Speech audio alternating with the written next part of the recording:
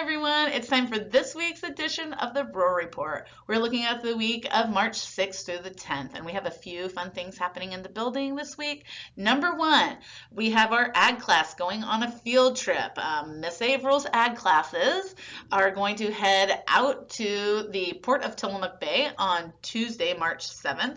That happens right off the bat as soon as the bell rings on Tuesday morning. So if you're in ag classes, you want to make sure that you are to school on time that day. And then on Thursday, March 9th, we are kicking off our first annual readathon at the junior high. I think this is a really exciting thing. Our library has a budget from the building, but this is something different and special. Our library clerks, Mrs. Phillips and Mrs. Barnett, are wanting to raise an additional $500 for our school library this year. That money is specially earmarked to purchase new titles that students have recommended. And so there's going to be a lot of student input into what books are purchased with this money. This is a discovery challenge, and each 7th grade and 8th grade discovery class that brings in the most money will be getting a prize. So this is an exciting thing, and I hope that students and families are interested in supporting our school library this way. Okay, a few other things of note that are happening in the building. Probably one of the most important things that is happening district-wide, and I'm sure you folks are aware of this, we are on the hunt for a new superintendent. Right now, our district is being led by interim superintendent Jim Mabbitt, but he is done with us in June, at the end of June. He kindly offered to come here and see us through this time until we hire someone permanent, and now we're looking. So there is an opportunity for families to get involved in this. If you go onto our Rural Report and scroll down, there is a letter in the Rural Report that was sent out by Jennifer Garcello. She's our district communications coordinator. And in that letter, there is a link. You just have to click the link and indicate that you are interested in being on the superintendent hiring committee. I would highly recommend that if you would like to have a little input into the direction of Tillamook School District, this is how you can do it. This is an important decision, one that I am deeply invested in as both a parent and a staff member. I certainly filled it out. I'm hoping that I get to be on the committee. Hopefully I'll see you there. Okay, other things. Let's talk about snacks at the junior high. We have a vending machine here, and that vending machine is open before school, during lunch, and after school. We are not allowed to have the vending machine on during school hours. That's not the Tillamook Junior High rule. That's just a rule.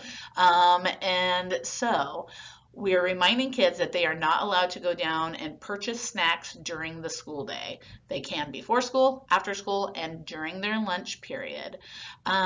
But as far as snacks go, we do allow kids to bring snacks from home to school.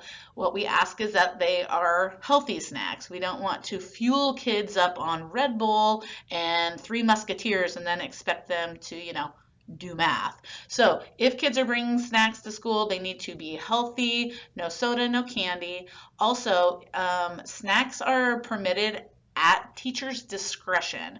And so we are telling kids you need to have teacher permission in the classroom to have it, and snacks may not be out in the halls or in lockers. Otherwise, we're going to ask kids to toss it. All right, other things going on here. Oh, lockers. Speaking of lockers and hallways, this is just a reminder that each student is assigned a locker at the beginning of the year. They get a hallway locker and a PE locker. Those are not to be shared. And there's a method to that madness. We have kids who want to store things in a buddy's locker and things like that. It's a bad idea. And that's because things go missing. Sharing, confidential information like combinations is just not a great idea. It's all great when people are friends, right? But when people aren't friends, the wheels kind of fall off the wagon, and we are dealing with things that are lost or missing, or I didn't know so-and-so had my combination to my locker. So students are allowed to have one person per locker, and that goes for the PE locker room and the hallway locker room. Our creative media class right now is wrapping up making our yearbook. This is a year-long project, but we have to get it into the publisher soon. Here's where families come in. Our 8th grade parents are allowed to purchase advertising spots in our yearbook to put in a little message of congratulations or encouragement to their 8th graders as they move on to the high school. So you can purchase a space, and it's a baby, you put in their baby picture. Which is, my mom heart just kind of squeezes a little when I think about this.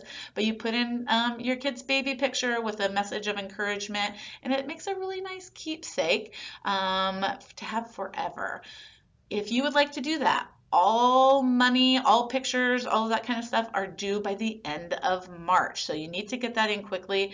There is a sheet here on the Roar Report. If you scroll down, you can find the advertising sheet that you would just print and bring in. If you have any questions about it, you can always reach out to Joy Harpham.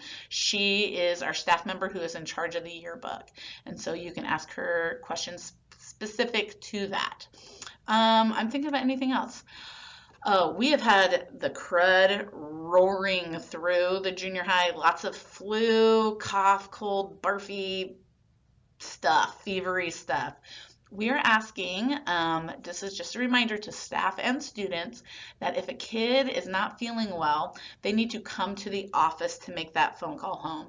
Here's why. We don't want kids calling and saying that they're sick from a classroom teacher's room. We need to, if someone's not feeling well, we want to get them down to the office to kind of reduce the germ spread. Also, it's really important that the office knows who's going home sick and what parents to anticipate coming into the building. So we know that some kids just want to text or call from their phones. We're asking that they actually come up to the office to make those phone calls from now on. And this is just a reminder, on Friday, March the 10th, we do not have school that day. That's an in-service day. And then on Monday, March the 13th, we have no school that day either. It's a 4-day weekend. Staff will be here on Monday the 13th because that is our report card work day. So trimester 2 is in the books and all report cards are being done and they will be sent home next week. So the 13th we work on them, we mail them home that week, which leads me to my final announcement. Our glow dance. It's one of the few evening dances that we have at the junior high. Our glow dance will be Friday, March 17th. Okay, in order to attend, students have to be passing all of their trimester 2 classes. So C's or better in all classes if you would like to attend the glow dance on Friday, March 17th. As a reminder, this dance goes from 7 to 8:30. We really need families to be on time for pickup. So dance is over at 8:30. You should probably be here by 8:25. Best place to pick up your kid, honestly, is to park across the street in East School's parking lot. And we have a staff member out there who walks kids across the crosswalk and gets them out to your car. You can text your kid and say, hey, I'm here. I'm parked on, whatever end, closest to the gym or whatever. That is the best way to do it. It's a little easier for kids to find you when you're over there in a well-lit parking lot. All right, folks. Lots of announcements this week. It is nice to be back in school. It's nice to have the kids here. I love the snow, but I was also done with the snow after day 2.